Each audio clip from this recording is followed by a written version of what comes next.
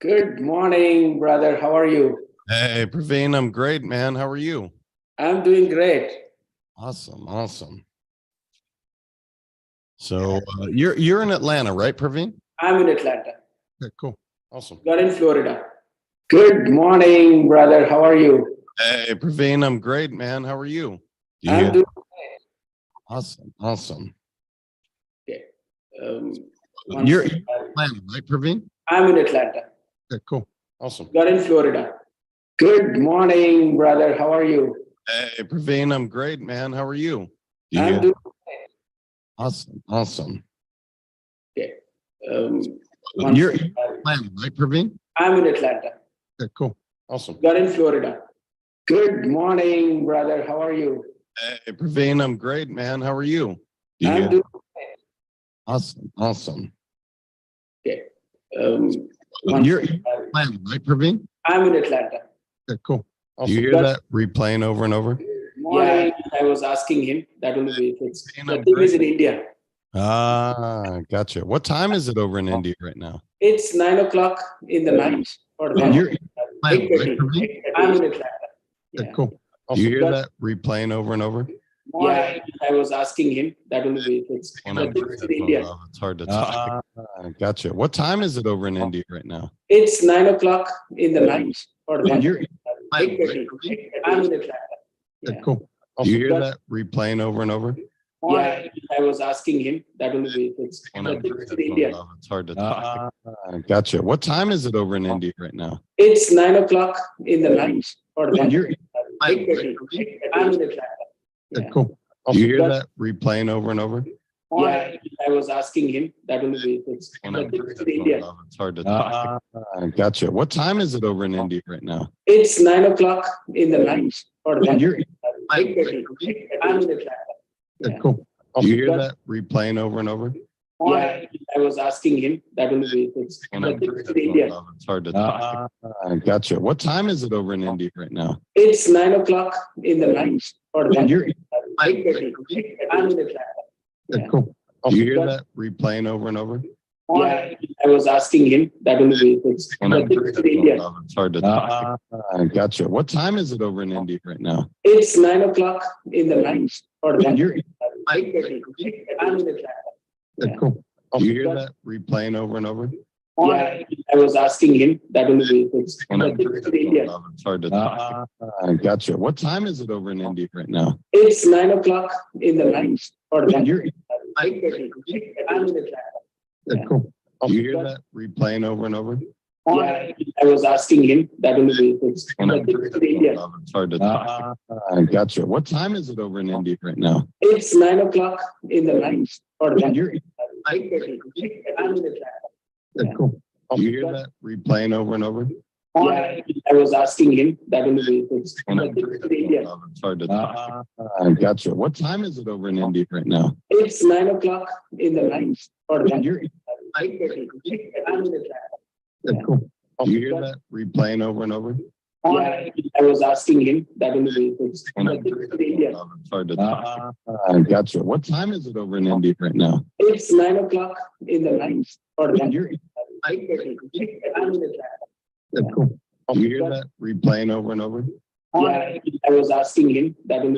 The team is in India. It's hard to talk.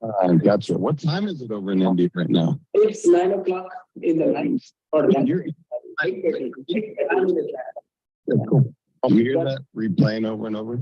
Yeah, I was asking him. That will be fixed. The team is in India. It's hard to talk. Gotcha. What time is it over in India right now? It's 9 o'clock in the night. Or You're in Atlanta, 8:30. right, Praveen? I'm in Atlanta. Okay, cool. Do you hear that replaying over and over? Yeah, I was asking him. That will be fixed. The team is in India. It's hard to talk. Gotcha. What time is it over in India right now? It's 9 o'clock in the night. Or You're in Atlanta, 8:30. right, Praveen? I'm in Atlanta. Okay, cool. Do you hear that replaying over and over? Yeah, I was asking him. That will be fixed. The team is in India. It's hard to talk.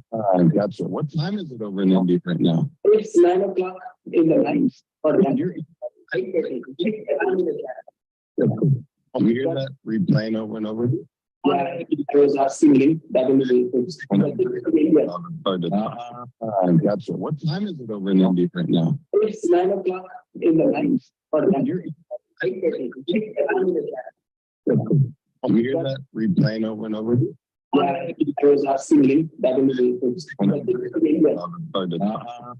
Gotcha. What time is it over in India right now? It's 9 o'clock in the night. Or You're, you hear that replaying over and over? yeah, I was asking him that only it's India. Gotcha. What time is it over in India right now? It's 9 o'clock in the night. Or You're, you hear that replaying over and over? yeah, I was asking him that only it's India. Gotcha. What time is it over in India right now? It's 9 o'clock in the night. Or You're, you hear that replaying over and over? yeah, I was asking him that only it's India. Gotcha. What time is it over in India right now? It's 9 o'clock in the night. Or You're, you hear that replaying over and over? yeah, I was asking him that only it's India. Gotcha. What time is it over in India right now? It's 9 o'clock in the night. Or You're, you hear that replaying over and over? yeah, I was asking him that only it's India. Gotcha. What time is it over in India right now? It's 9 o'clock in the night. Or You're, you hear that replaying over and over? yeah, I was asking him that only it's India. Gotcha. What time is it over in India right now? It's 9 o'clock in the night. Or You're, you hear that replaying over and over? yeah, I was asking him that only it's India. Gotcha. What time is it over in India right now? It's 9 o'clock in the night. Or You're, you hear that replaying over and over? yeah, I was asking him that only it's India. Gotcha. What time is it over in India right now? It's 9 o'clock in the night. Or You're, you hear that replaying over and over?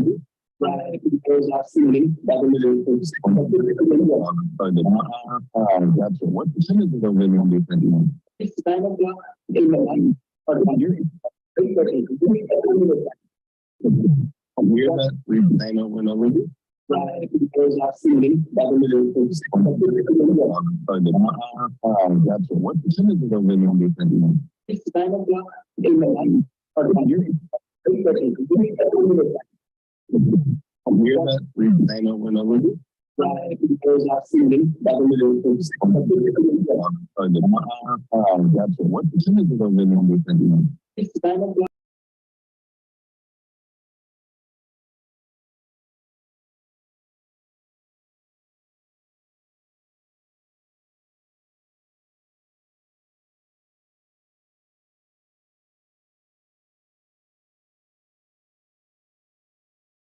Okay.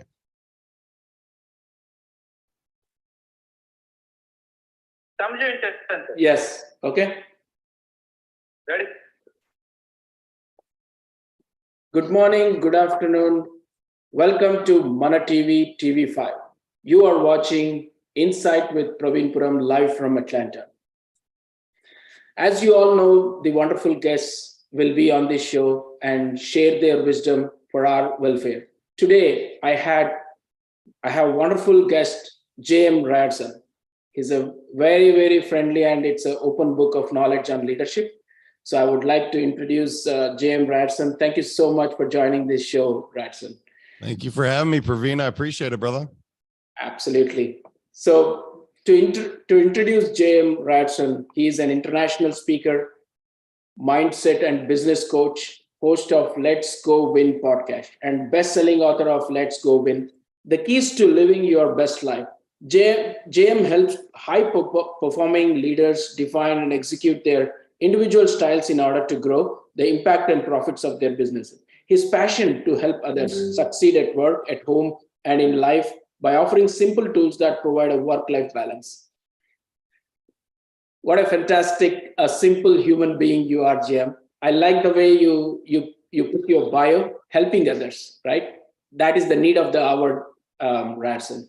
Why don't you let our viewers know about your journey from a human being to a transform to a leader and podcast? What made you your journey?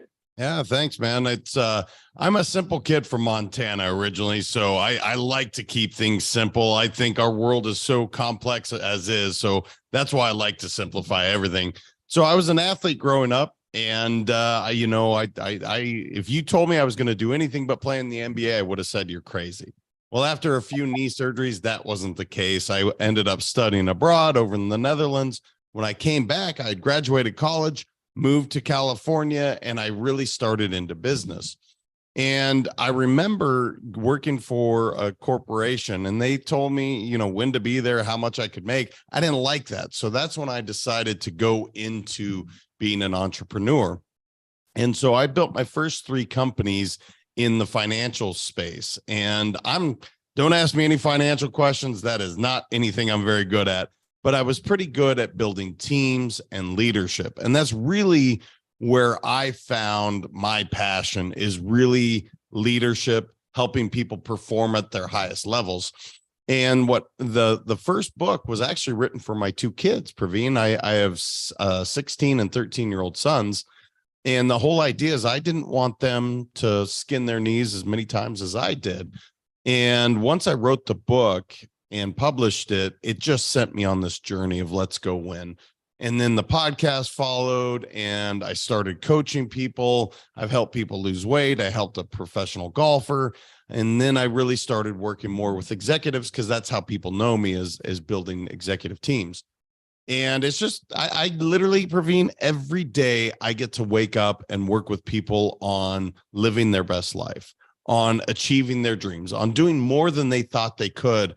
And I don't know if there's more fulfilling work than that, brother. I literally am very blessed. So that's kind of me in a 2-minute nutshell. Wow, wonderful. Right, so everyone wants to be an entrepreneur. Definitely no one wants to, listen from someone and do their job and, listen from people on all the stuff. So what made you the spark in your life? What was that made you, you need to get into an entrepreneurship and the podcast? What was the sparking moment? Yeah, well, when I first started into being an entrepreneur, it was very simple. The guy that was interviewing me said, you can make as much money as you want and you can golf every Friday. Done. That's all I needed to hear. But, I didn't come from an entrepreneur background. My parents both worked for the same company for 39 and 35 years, respectfully. But for me, I didn't make sense for me that I had to be at a certain place and I could only make so much. I didn't like that feeling. And so when I found this idea that you can create something on your own and you can provide value and service to other people, that's when I just fell in love. Like, okay, I can create my own schedule. No one can tell me how much money I can make. I can write books and do podcasts, and the world is your oyster. And when I figured that out, there's no looking back, Praveen. And I learned how much I enjoy the freedom of being able to create the life that I want, both from being able to spend time with my family to be able to, again, build whatever I want. So it's just, I value freedom a ton. And for me, that's what being an entrepreneur is all about. I like that. Definitely the freedom will be in our choice. We can do anything. So you have been an entrepreneur, and more than all, you have leadership experience. You have been talking to different leaders and their experiences. If I were to ask, what is the best compliment you got as a leader in your journey? It's a great question. Anytime somebody comes up and says, thank you, you've changed my life. Now, I never have changed anyone's life, so I'm clear. I think you can influence people to do more than they think. But I've had several people through my career that have said, you literally have changed me and my family's life. I don't know if there's anything more fulfilling than that, because it's not about putting more zeros in the bank account, although that's nice. It's really about helping people achieve something that they never thought possible. And one example I'll give you, it was a gentleman named Tim Beauvais. And when I met Tim, he had never made more than $27,000 a year. And at the time when I hired him, I could see just talent. This kid was just super talented.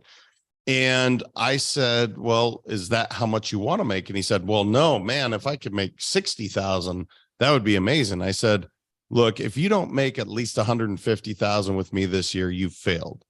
Wow. Well, he went to do more than that. In fact, I think it was 227, if I remember correctly. But here's the cool thing, Praveen. He almost quit within 2 weeks. And the reason being is he was being overdrafted in his bank account.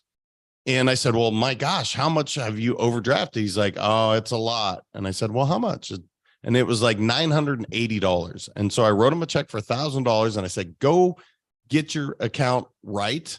And you can pay me back whenever. I don't care whether I ever got it back. Well, within less than a month, he had paid it back. And within a year, he's made over 6 figures. So it's just stories like that it's, it's not all about money, but it's helping people see more in themselves than they do. With that statement, you really touched me. Definitely. I'm sure that everyone wants a leader like you. So coming to the leadership, who, according to you, is a true leader? A servant leader, one that thinks of everyone else first. And, there's examples through the years, both good and bad. But I truly believe that a servant leader is the right type of leader. I think it's the type of leader that we need today. And that's what's changed so much, Praveen, is, back in the 70s and 80s, there was a very specific taskmasters. That's not the way leaders lead today. And if you do, you're going to have a super high attrition. So for me, servant leadership, and again, depending on your faith, but that's where you start to look and say, Jesus was a servant leader, or, Muhammad, Allah, these, if you ever want to really look, that's what I'm talking about. Buddha. It's like these people, these gods, these amazing beings, they thought of other people first, not themselves. And to me, that's a definition of a true leader. And so my leadership philosophy is very simple. It's not about me. It's about your team. And you can create so much if you focus on them versus focusing on yourself. Pratzen, I really appreciate that, because when I spoke to you first time, I saw that servant leader kind of a character in you. And that's a great compliment to you. So when you talked about attrition today, after pandemic or during the pandemic, you saw the attrition is the number one issue which all the leaders are dealing with, right?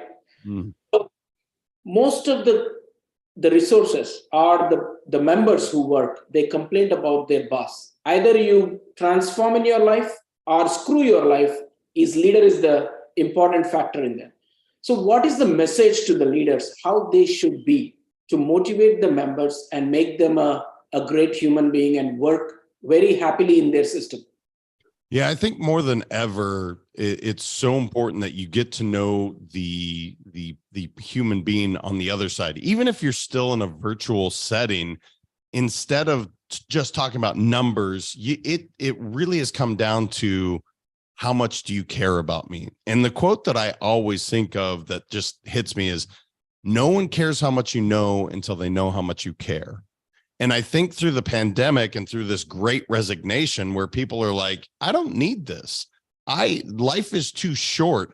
I think everybody's perspective shifted so fast that they said, I'm not going to put up with somebody that treats me like trash.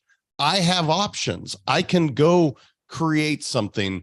I think that's what leaders have really had to step up their game to say, look, they saw a different light. They saw that they don't have to come into an office. They saw that we can operate business differently than we ever have before.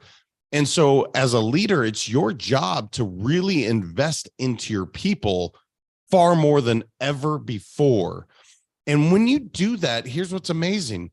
you will get far better results in less time. You don't have to micromanage. You can give them autonomy. You can empower them. So I actually think the pandemic was incredible in that regard. Now, obviously, a lot of bad things happened through the pandemic, but there's some really good ones. And to your point, Praveen, if you don't evolve, you'll become the dinosaur and you will lose your entire field force because people have realized, oh, I can do other things. I have options more than I ever have before. Absolutely, in pandemic that has happened, Radson. But now today, after the pandemic, you see more and more hybrid is happening, right? There is a lot of transformation that people can work from anywhere. They can have anything wherever they want. They can work.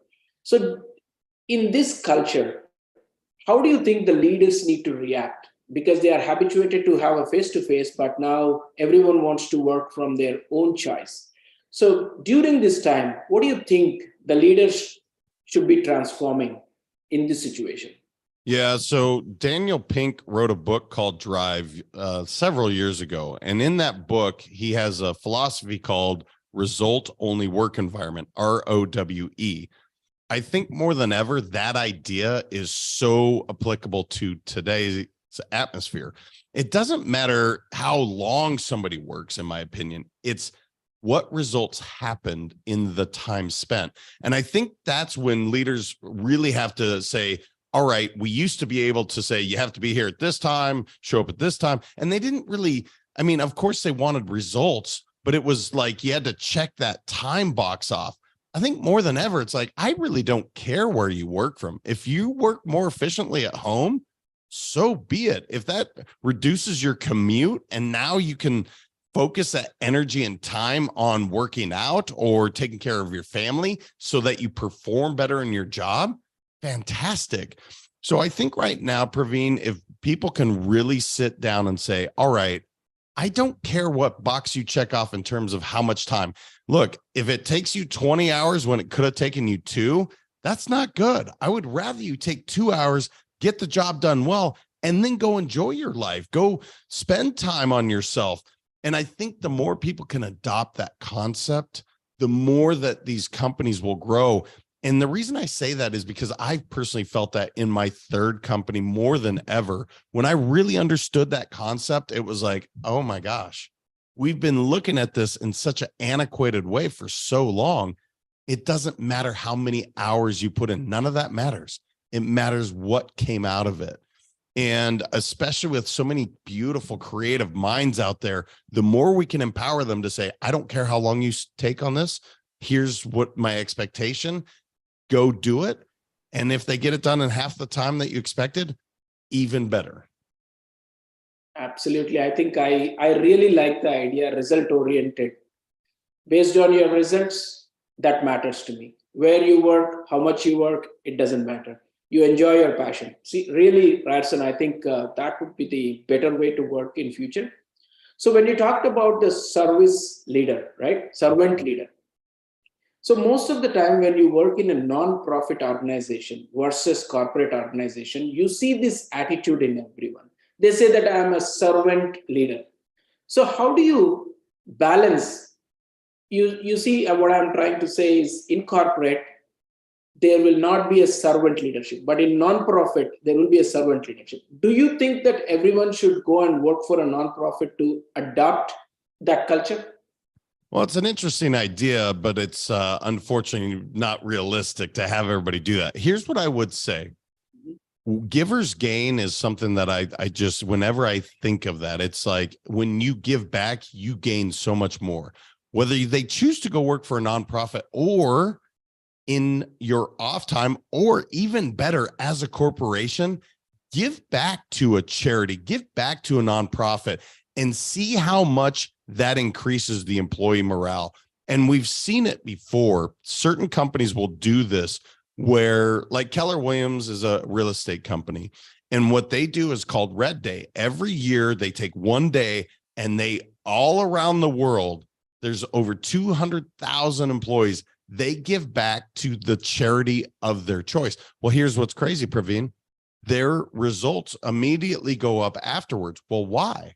because when people give back, they feel better about themselves. When they feel better about themselves, they perform better because happier employees are more productive employees. So to your question, should they go work for a nonprofit?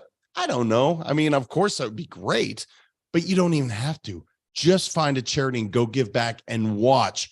Watch if you do it as a company, how much you will accelerate all of your gains, your dividends, all of your numbers will go up, and you're doing better for the world. So it's just one of those things that if companies are open to it and adopt that philosophy, they'll see the gains immediately.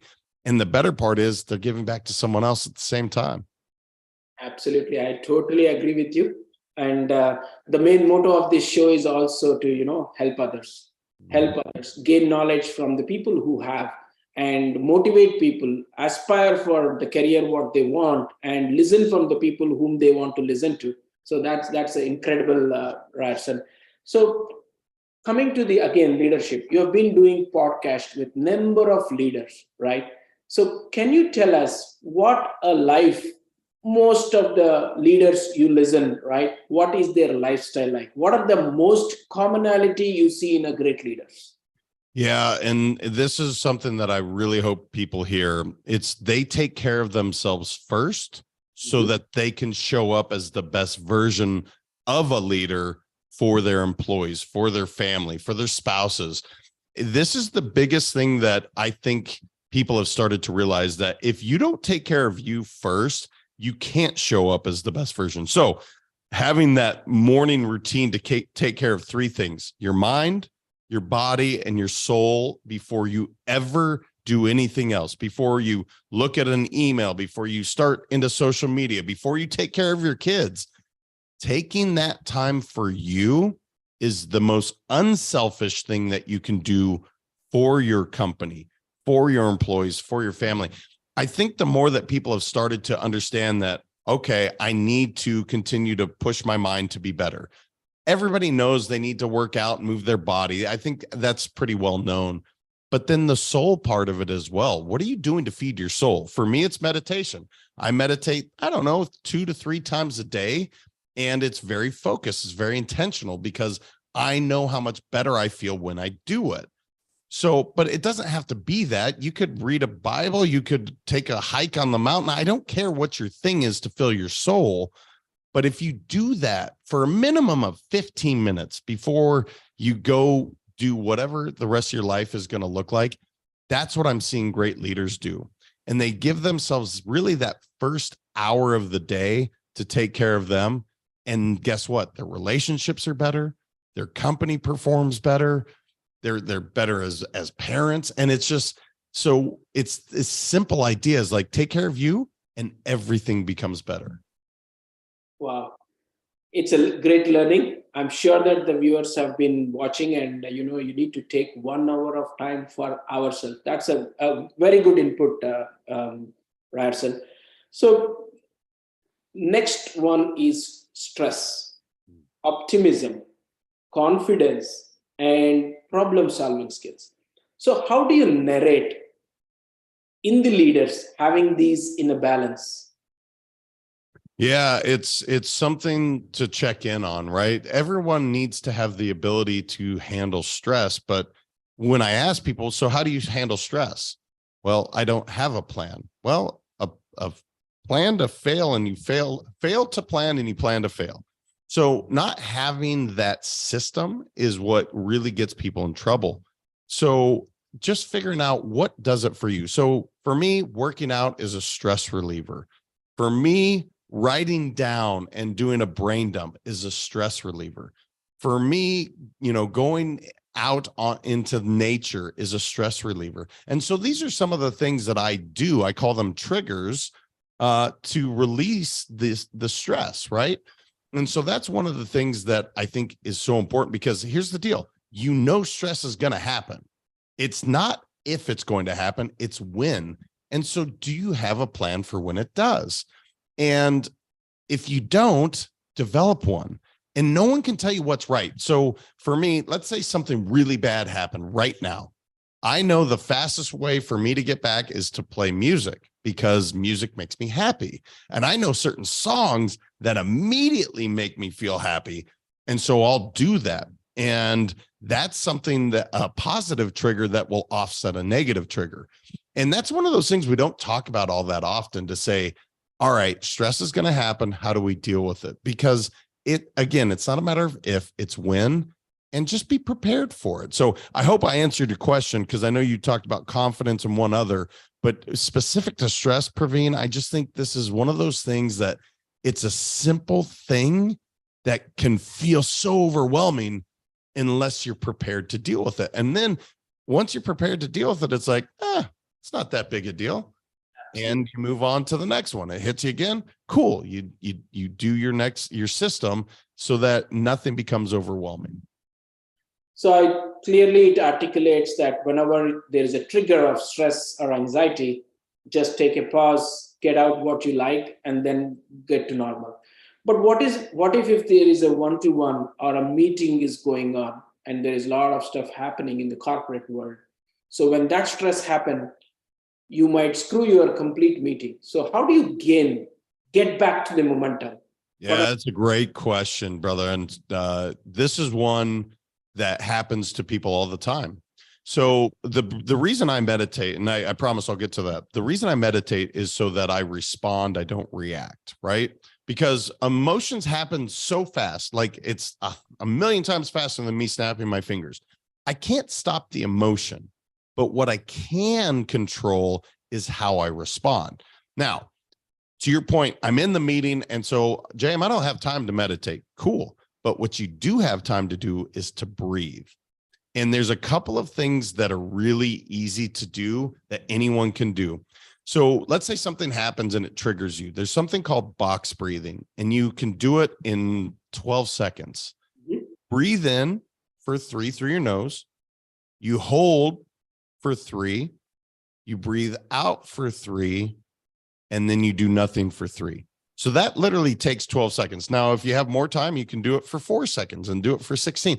So I do that 3 times, Praveen, and no matter what just happened, I feel calm. Now, here's why. They found that your sympathetic nervous system will actually get calmed when you do this breathing technique. So that's a simple one to do in a meeting, to just say, okay, I got triggered. Let me quickly breathe. And so it's just called box breathing, and you can look it up. There's lots of information all over the internet, but in a meeting setting, I've done it all the time, because the worst thing you can do is absolutely emotionally react. That's when we get in trouble. So give yourself that time to breathe. Think about what you're about to say. And then the other piece of advice I would say is, you can always say, so I'm understanding you correctly. And you come from a place of understanding instead of judging and saying, well, you said this, blah, blah, blah. No. So I'm clear about what you just said, Praveen. Did you mean this by that? And then let them answer. It's giving you time to calm down. Absolutely. Very, very, very interesting point you brought up, Ratson. And now let's come a little bit, we'll touch upon team building activity. So today's leaders, if you see, everyone are busy in their life. They talk about numbers. They talk about only business. But where is the team building? How do you want the leaders to be building the team in a very positive mode? What is your observation and suggestion? Yeah, so getting people to move starts positive emotions to begin with, right? So whenever I'm doing a team building activity, I try to start with something that's going to get you moving, because once you start moving, all the positive hormones are starting to take place. Cool. Now, you want to have something that involves multiple people and that everyone is involved. So team building is interesting because there's ropes courses, you can do, solving certain puzzles. I like to get out and do some sort of competitive environment if possible, because immediately it gets people to bond with one another. So whether you're playing cornhole, or I took a group to go play pickleball, and there was like 30 of us out there, and immediately people are laughing, they're having fun. And it's not because all of a sudden I like the person that I'm playing with. No, it's because biology's at play. You literally have endorphins firing off, and now you start to see someone that maybe you don't like that much as, we're playing the same thing. And now we're starting to laugh at each other. So it's really to find what can get people to move and to just get out of that environment, if at all possible, because so much of these triggers or some of these things that maybe you're not bonding happened in this workplace. So take them away from that so you can develop this and bring the positivity back in. Excellent. Absolutely. I think that is missing more after pandemic. So, leaders need to work on that and get back to the people outside and, mingle with them. One other question I have is, when do you say the leader is successful, right? What is your triggering point or the evaluation? Personally, if I want to say, if you are my leader, how would I say you are my successful leader? How many people are actually influenced by you? How many people are actually following you? And so when I go into a company and I consult, the first thing I'm going to do is start to talk to the people. I don't go right to the leader and tell them, tell me all about, no, I want to talk to their people. I want to get the real feedback. And when the real feedback is that it's an open atmosphere, they feel respected, they feel seen, they feel heard, I can, without even looking at numbers, when employees tell me that, I know that the company's doing well, because when they feel recognized, they will do anything for that company. Your attrition is much less. You hold on to people, your success and morale is high, and all of your numbers are going to rise.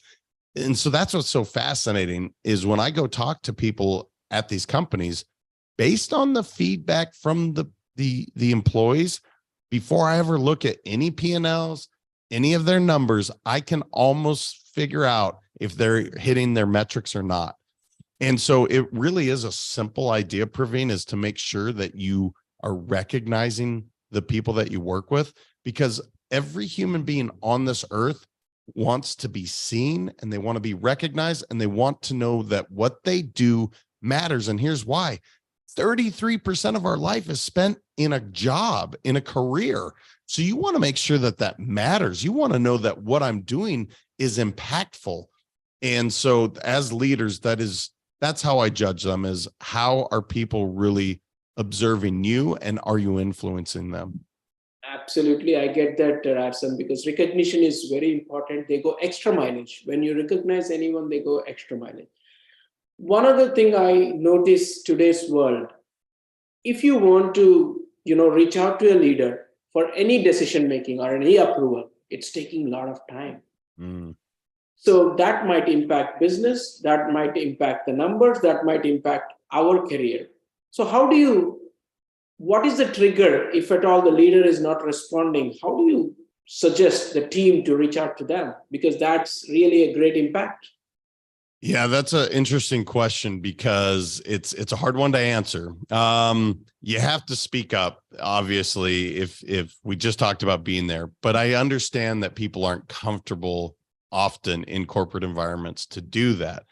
So this falls on the leader in not having weekly check-ins with their people. This is the most simple idea, and it will save more time and more money than anything else that I talked about.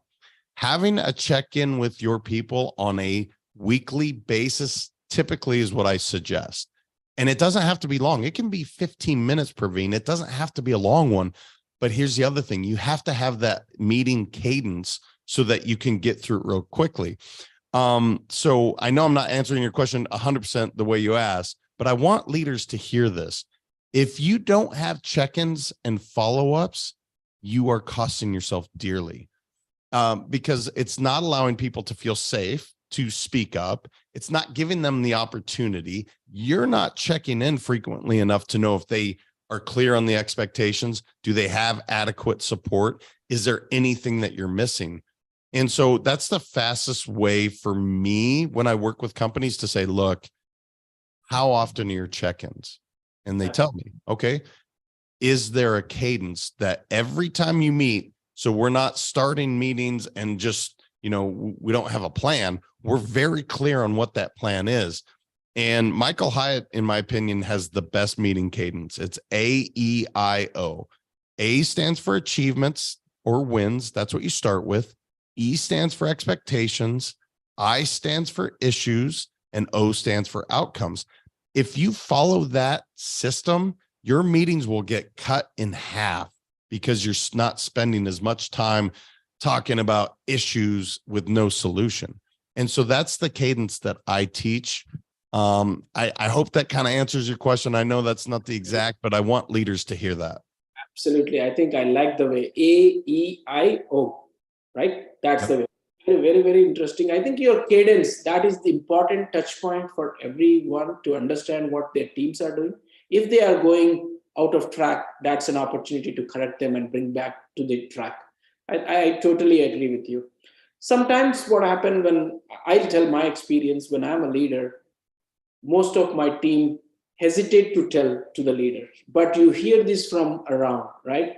So what kind of habits a leader should develop so that they say truths directly to the leader, so that they don't have any fear in them or any other aspect, they don't think anything, but they'll be very transparent and honest. Yeah, you just said the word transparent. So there's a guy named Ray Dalio who had one of the largest hedge funds, and he believes in what's called radical transparency.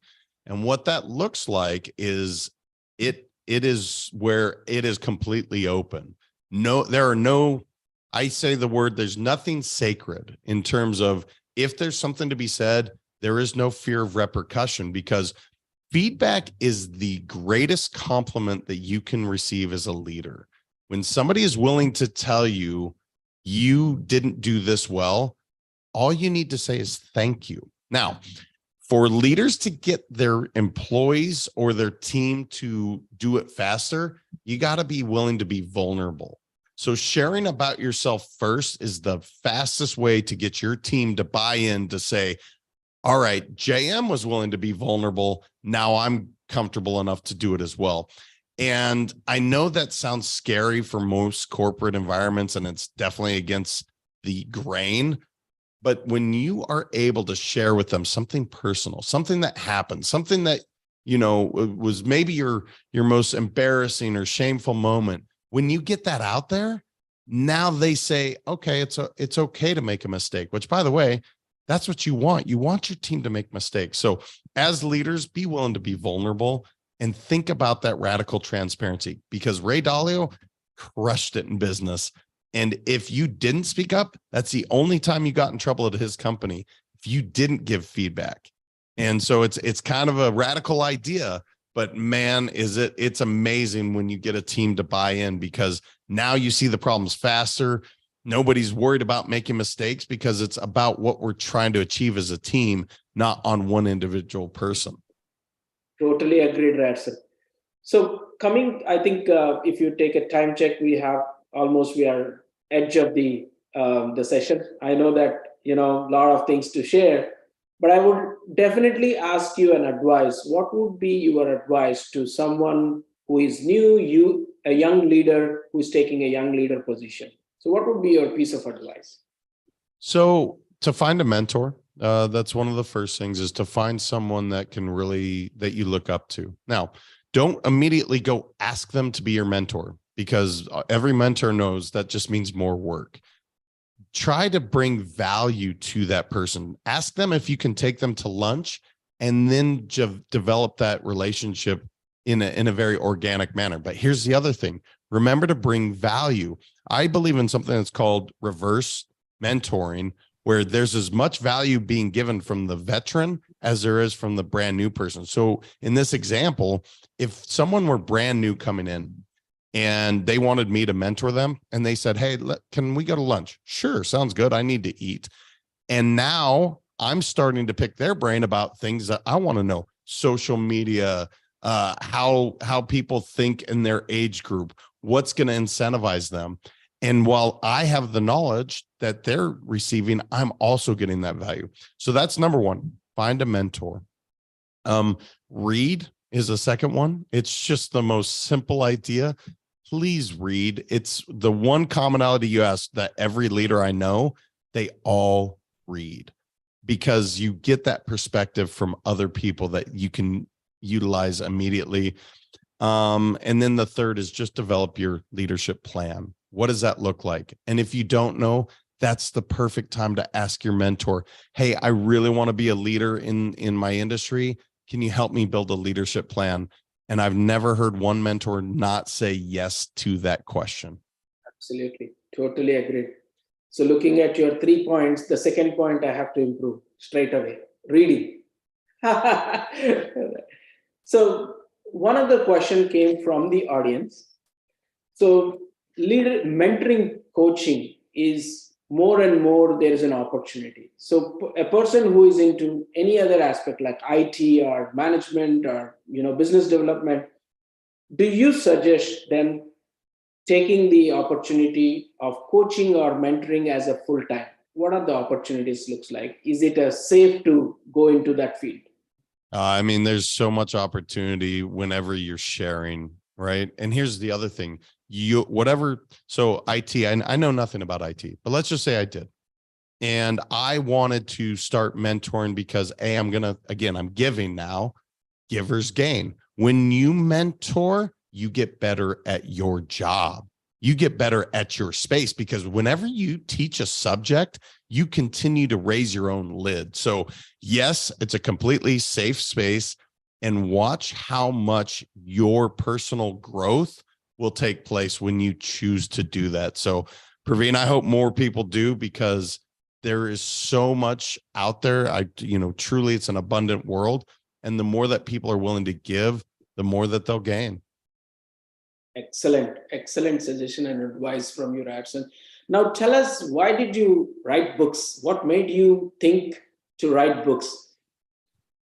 So the first book started, I wanted my kids to have something that if I were no longer on this earth, that they had something that showed them philosophies that I believed in. That's how it started. And then what happened, Praveen, is I got so much from the experience. I learned so much about myself in that writing process that now I've just become kind of addicted to how good it feels, how organized my thoughts become. And that's how the second book came about. And now I'm currently working on the third book, is actually in editing right now. So it's really has become kind of a selfish endeavor. I feel so good after writing these books, even though it's a lot of work and it's all this time and energy and money and all these things, but I feel so good that I'm addicted to that feeling. And so I keep chasing it by writing more and more. So it started just to help my kids. And then I found, wow, I really love it. And so I've just continued to do it. So tell us, our audience, about your books like Let's Go Win and the Champions book as well. Yeah. So Let's Go Win. It's called Let's Go Win, Keys to Living Your Best Life. It's 12 chapters. And I start with vulnerability, which is funny because, again, I'm a kid from Montana. I was taught boys don't cry. And yet I started with vulnerability. That's how profound that lesson has been in my professional and personal life. And so it's a simple read. The idea is if you hopped on a flight in New York and you landed in LA, you would be able to finish it and you'd have at least 3 takeaways from every chapter. The second book, Champions Daily Playbook, is actually what I do with my one-on-one clients, because I know that not everyone can hire me one-on-one. I know that my time is limited and I know it's not affordable for everyone, but I wanted everybody to at least have the tools of what I teach. And that was my commitment when I started this company, that I wanted everyone to be able to access these things that I've learned. And so it's really just 11 pages of text. And then it's a playbook. It's something that you fill out for 90 days. And so no matter what goal you set, Praveen, if you go through that Champions Daily Playbook and do it for 90 days, you will accomplish that goal. And it's just a simple formula. Absolutely. That's a great, you inspired all of us to, that you need to start writing. So that's the way you put it as a legacy to your kids. I didn't know about that. Now tell us, you are an entrepreneur, you are an author, and you are also a podcast, right? How do you relate your podcast to your business? Is it helping you bilaterally? Yeah. So I fell in love with the podcast even more than I did writing. And so I will always do this podcast no matter what. But to your question, I have developed more business through podcasts because of the amazing human beings like yourself that I get to meet. Would I have met Praveen if I didn't have a podcast or write? Probably not. Or maybe, I don't know. But because of these opportunities of people that reach out or they're on the show, the connections are just invaluable. It has built more business for me than anything that I can think of because of the connection piece. So it is really, it's something that if you're anyone listening, if you're even considering it, just go for it. I cannot speak highly enough for how amazing podcasts are. And just the fact that you and I got to connect like this, just you and I for 40 minutes or whatever it is, it's just an experience I will never forget, and hopefully other people gain value from it. So it's truly an amazing forum. Absolutely right, sir. The last question is my viewers, mostly from the Indo-American community. How can they definitely reach out to you for help? What kind of business model you have and how they can utilize in their careers, in their businesses? Yeah, so I work with all kinds of industries and ethnicities. So specifically, if you're looking for speaking, keynote speaking, I do that. If your company is looking for executive coaching, I do that. If you're just looking for yourself and you're like, oh, I like what you had to say, check out the Let's Go Win podcast. Everything I do is Let's Go Win. So you can go to letsgowin.com. It's got the books there. If you wanted to look at the blog, I write a weekly article on the blog. And so, but if you're looking for a keynote speaker, I truly am passionate about what I do, Praveen, and if it can help your audience, I would love that, because I from that particular group of folks with meditation and so much of the Eastern practice, I've gained so much knowledge. I love giving back. My father-in-law's Thai, and so as you see, I have my Buddhas all over behind me. It's really important to me, and if that resonates with your audience, I have learned so much from those cultures that I want to give back as much as I can. Excellent, Rafson. Great insight and what you have and what you are today. It really inspires all of us. What's the final message to all of us to become a leader, to aspire a great leader? I'm sorry, what was that last? I missed that first part, brother. What is the message for all of us to become a great leader? To show up as you. Your authentic self is the most beautiful thing. And so often people have put masks on to fit in, and they put all these piles of stuff. Your true authentic self is the most amazing leader. And if you heard nothing else, I want people to really show up as them, because it takes zero time, no energy, and your back is in complete alignment when you are just you. And those are some fantastic leaders. So I hope people hear that loud and clear. Show up as you. Absolutely. Thank you, Razan, for your time. And the final message is show up as you and let's go win. These are the final messages from Razan. And please feel free to reach out to me. Anything you need from Razan, he's always with us and he's willing to work with us. He's willing to help with us. And bringing more leaders like Razan definitely help us to coach ourselves, mentor ourselves. It's a give back to the community, right, Razan? Again, thank you so much. Have a wonderful day. And I really thank you from the bottom of my heart for spending your 40 valuable minutes. Thank you so much. Thank you, Praveen. See you, sir. Bye.